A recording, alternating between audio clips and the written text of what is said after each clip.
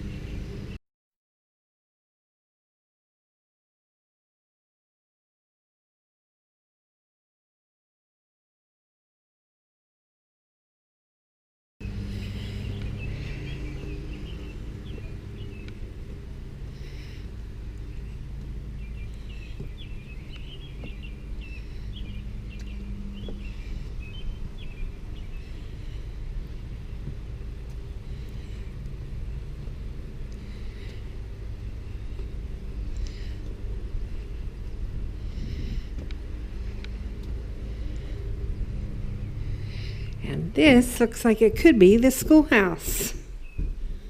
And it was, or is.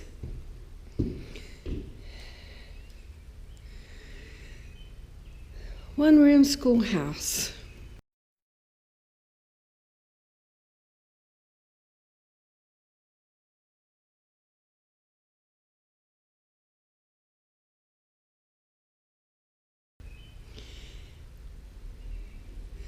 My father said when he was a young boy, he went to school in a one-room schoolhouse. And he said, you really learned not only your grade, but a couple grades up because of you were given work to do. And then you kind of listened while the rest of them were reciting their work. And he said, you just learned it.